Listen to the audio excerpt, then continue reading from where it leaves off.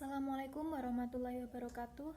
Kami dari kelompok 3, kelas manajemen 19C akan mempresentasikan materi presentasi bisnis dan negosiasi mata kuliah komunikasi bisnis. Sebelum itu, perkenalkan terlebih dahulu anggota kelompok kami. Yang pertama, Oktaviana Anggaretasari, NPM 115. Yang kedua, Sutriyono, NPM 118. Yang ketiga, Atina Harinhayuni, NPM 138. Yang keempat, Melinda Puspadewi, NPM 140.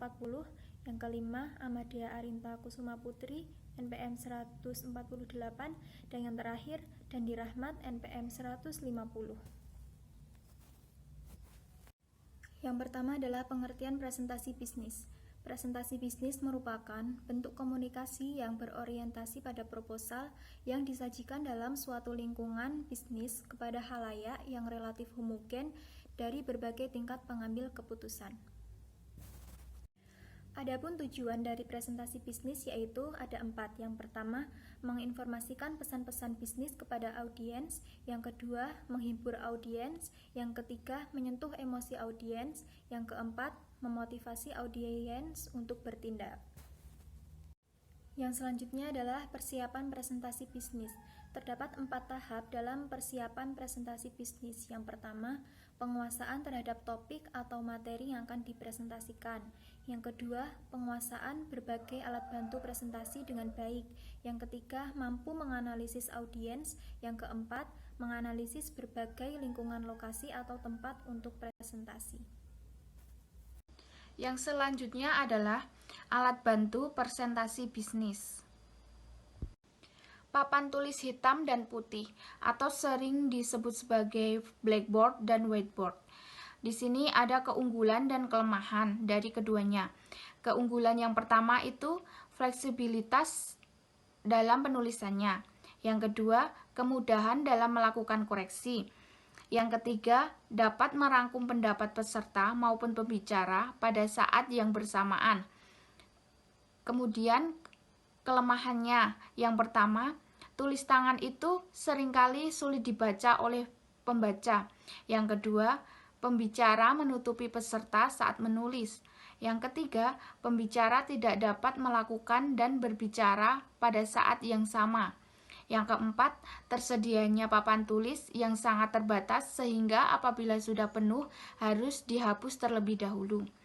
Kemudian yang kelima, spidol sangat mengganggu dan sering mengering. Keenam, tidak efektif untuk peserta yang berjumlah lebih dari 15 orang. Selanjutnya adalah flip chart. Flip chart itu sebuah papan yang dilengkapi dengan lembaran-lembaran kertas berukuran besar. Di sini ada keunggulan dan kelemahan dari flip chart. Keunggulan yang pertama, fleksibilitas dalam penulisan.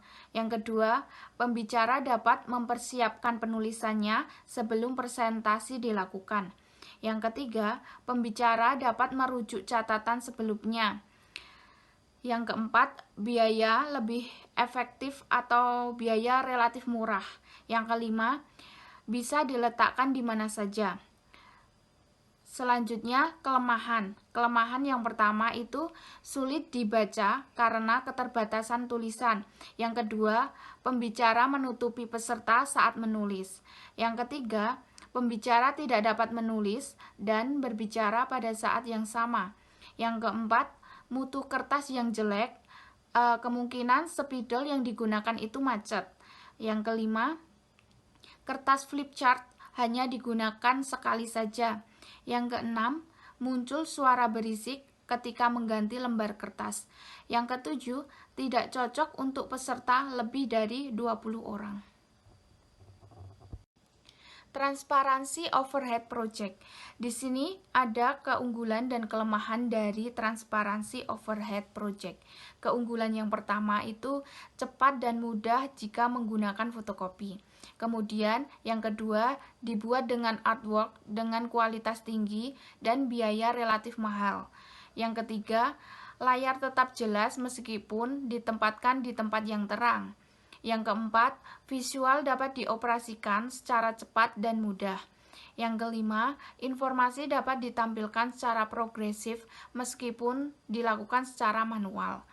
Yang keenam, overhead project umumnya tersedia di tempat pertemuan. Selanjutnya itu ada kelemahan dari transparansi overhead project. Yang pertama, kualitas transparansinya itu jelek jika teks ditulis dengan tangan. Yang kedua, umumnya hasil fotokopi adalah hitam dan putih. Yang ketiga, pergantian secara manual seringkali menggunakan pembicara dan mengalihkan pembicaraan. Yang keempat, menimbulkan distorsi gambar saat OHP tidak fokus. Yang kelima, kipas pada OHP seringkali berisik. Yang keenam, transparansi sangat peka dan dengan bekas sidik jari dan mudah rusak. Selanjutnya, slide. Ada keunggulan dan kelemahannya. Keunggulan yang pertama dari slide itu, yang pertama slide foto warna mudah pembuatannya. Yang kedua, slide grafis berkualitas tinggi dapat dihasilkan oleh PC. Yang ketiga, dapat digunakan slide dengan 3D dan efek khusus lainnya. Yang keempat, daya tahan cukup tinggi. Yang kelima, terlindungi dari sidik jari dan kerusakan jika disimpan di tempat kaca. Yang keenam, slide yang dihasilkan dari komputer itu dapat disimpan dalam disket. Yang ketujuh, hasil cetakannya lebih kecil dan portable.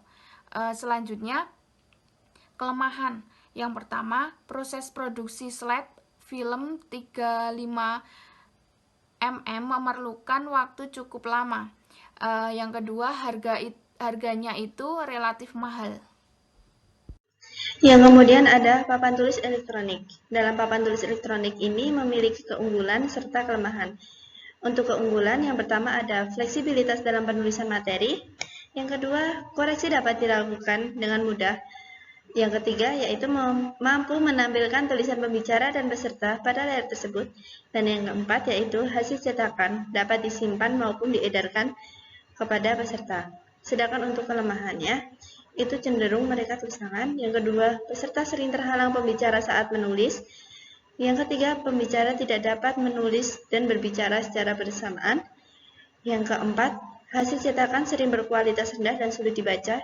Yang kelima, seringkali pembicara mengalami kesulitan dalam operasional. Nah, yang kemudian ada keunggulan dan kelemahan dari video cassette recorder atau VCR. Yang pertama, keunggulannya yaitu sangat praktis. Yang kedua, monitor TV dan VCR cukup banyak tersedia di perkantoran. Yang ketiga, video dapat menambah penguasaan materi sekaligus hiburan.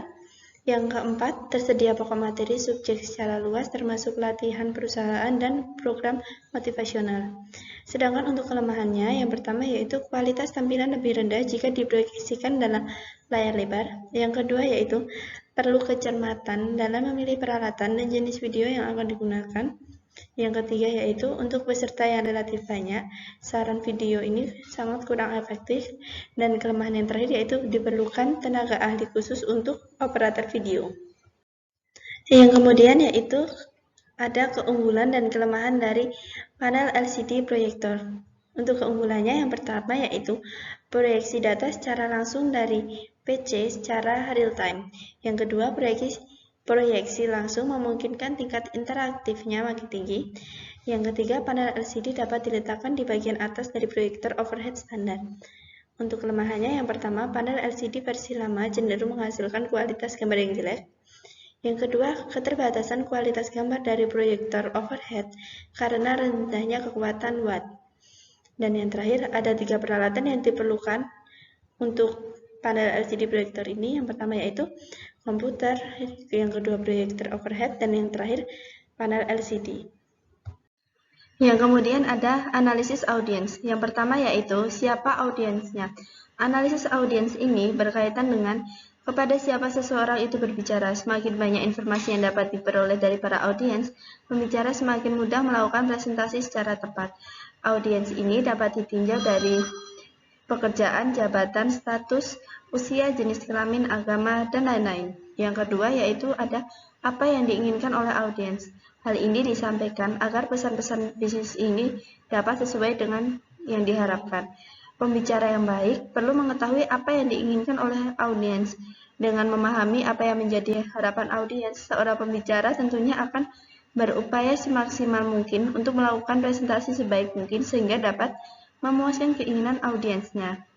Yang ketiga yaitu di mana melakukan presentasi.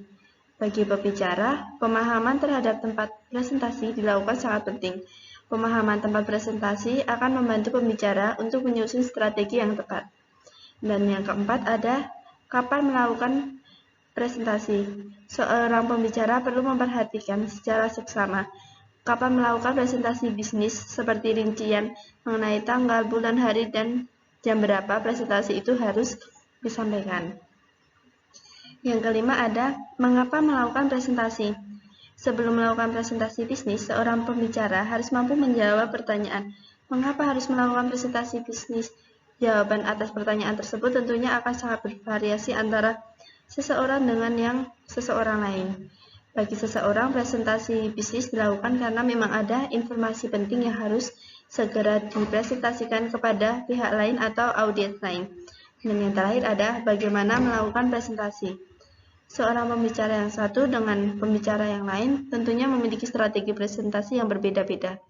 Misalnya, presentasi dilakukan dengan memegang catatan dan naskah lengkap atau menggunakan transparansi overhead, slide, proyektor LCD, komputer multimedia, atau yang lainnya. Pada bagian ini akan membahas mengenai analisa bahasa tubuh, tapi untuk penjelasannya akan dijelaskan di slide selanjutnya. Analisis bahasa tubuh. Yang pertama, ekspresi wajah. Salah satu bahasa tubuh yang dapat memberikan arti kesenangan, sedih, atau marah tanpa harus ditutup-tutupi. Oleh karena itu, pembicara perlu berlatih untuk penampilan ekspresi wajah yang mengekspresikan kesenangan, kesedihan, kemarahan terhadap sesuatu. Yang kedua, senyum. Senyum yang natural dapat membuat penampilan lebih bersahabat. Misalnya, pelamar yang tersenyum saat wawancara lebih memiliki peluang yang untuk diterima daripada pelamar yang mengekspresikan raut wajah cemberut. Maka suasana kerja yang baik akan terwujud jika para karyawan tersenyum. Yang selanjutnya, tatapan mata. Dalam presentasi bisnis, tataplah audiens secara merata. Jangan memperhatikan seseorang atau sisi ruang tertentu. Tatapan mata si pembicara ke seluruh audiens menunjukkan bahwa ia berharap audiens mendapatkan perhatian yang sama.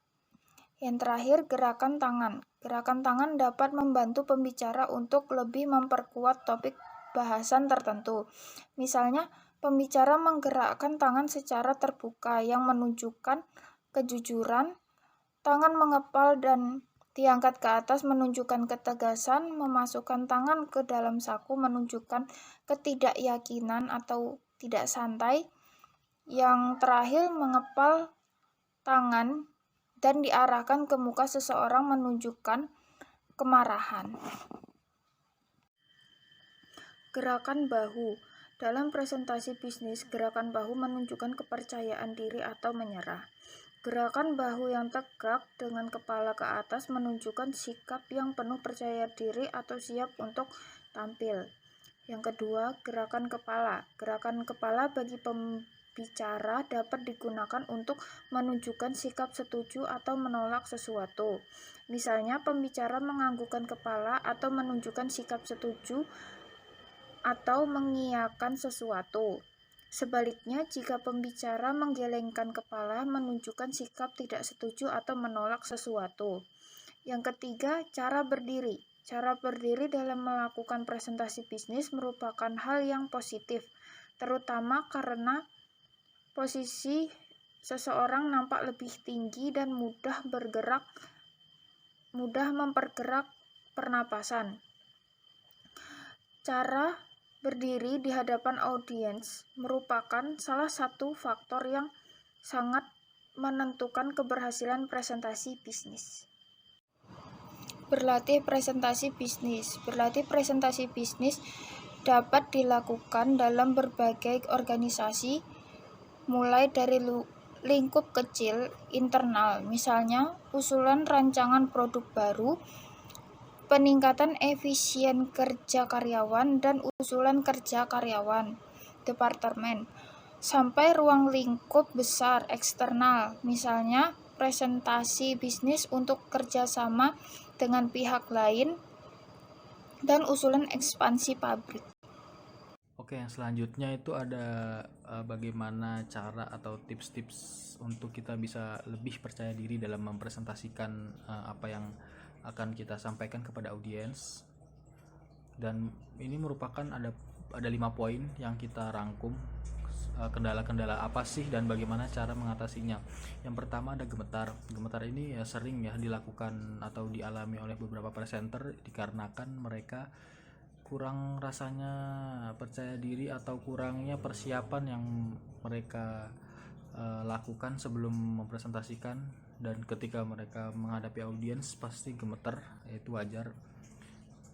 Dan caranya sih gampang, mungkin kalian bisa lebih memfokuskan diri kalian kepada informasi yang akan kalian sampaikan, jadi sehingga rasa gemetar itu hilang karena kalian fokusnya bukan ke audiens tapi fokusnya untuk ke materi yang akan kalian sampaikan. Kemudian ada berbicara yang terputus-putus. Nah, ini tuh sering kali dilakukan karena banyaknya audiens juga ya di depan kita.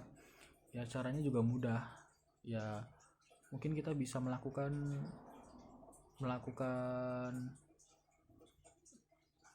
penghentian terhadap audiens. Jadi kita mungkin menghentikan kontak kita kepada audiens atau kita melihat ke bawah, kemudian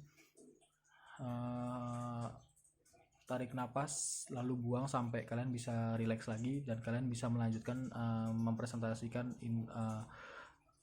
hasil diskusi kalian. Kemudian yang ketiga itu ada mulut yang kering. Mulut yang kering ini sering terjadi juga dikarenakan kelalaian kita dan persiapan sebelum presentasi. Jadi kita sebelum presentasi itu jangan makan permen gitu, karena kita mengonsumsi yang manis-manis itu lebih mudah kita untuk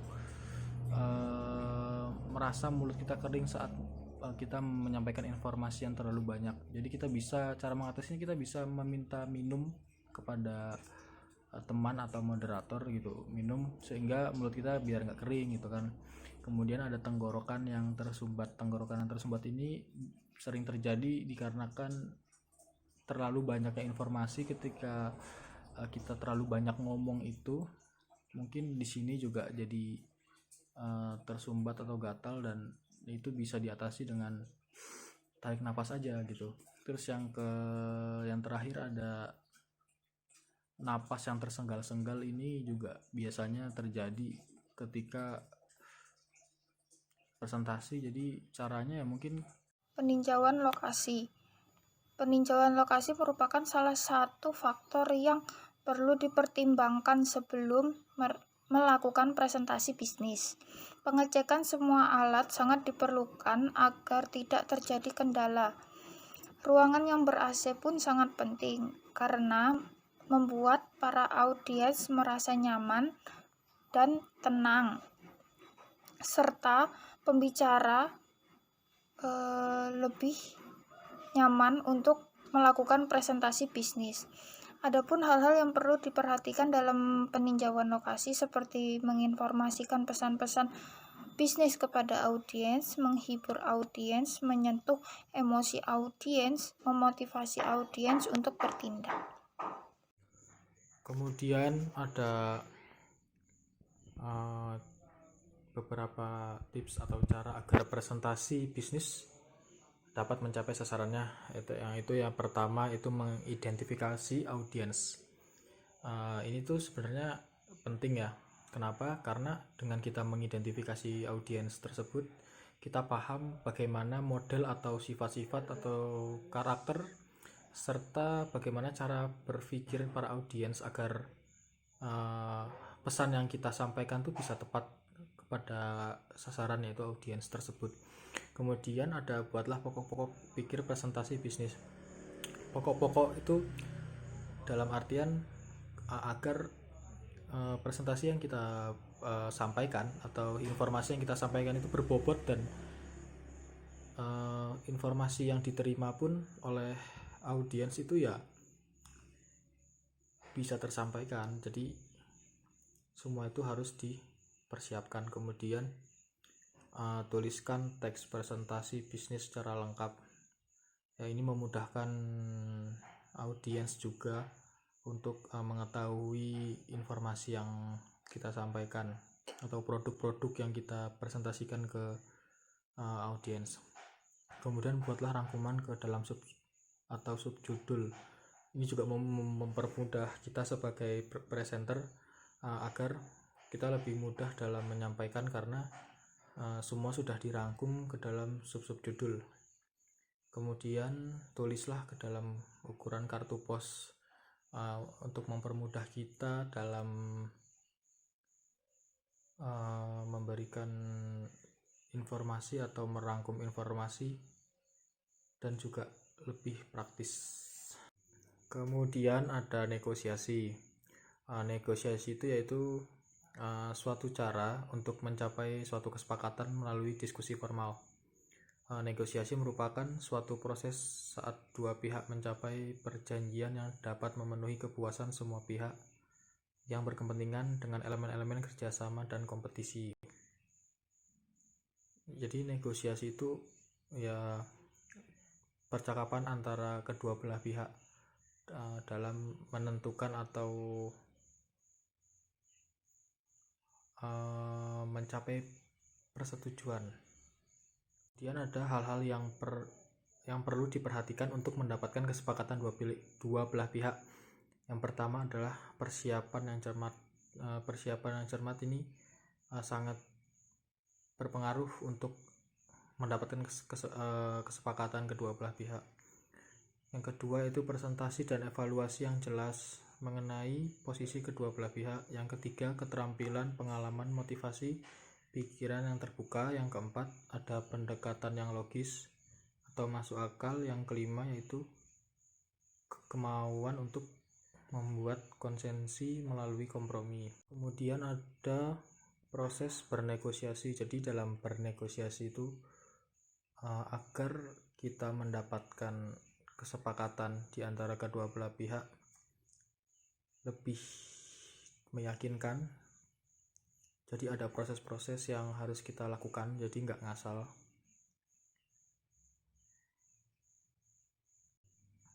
Kemudian ada proses tahap yang pertama yaitu tahap perencanaan. Yang pertama ada sasaran negosiasi yang terdiri dari dua, yaitu strategi negosiasi dan proses negosiasi. Nah, strategi negosiasi ini sangat penting direncanakan sebelum kita bernegosiasi dengan lawan bicara agar negosiasi yang kita ajukan kepada lawan bicara tersebut dapat mengenai sasaran.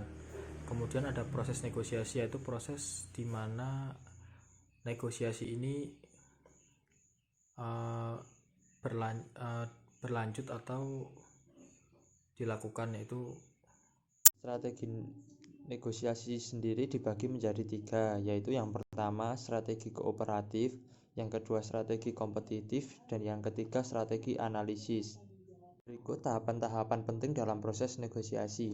Yang pertama yaitu persiapan, yang kedua kontak pertama, yang ketiga konfrontasi, yang keempat konsiliasi atau kompromi, yang kelima solusi, dan yang keenam pasca negosiasi atau konsolidasi.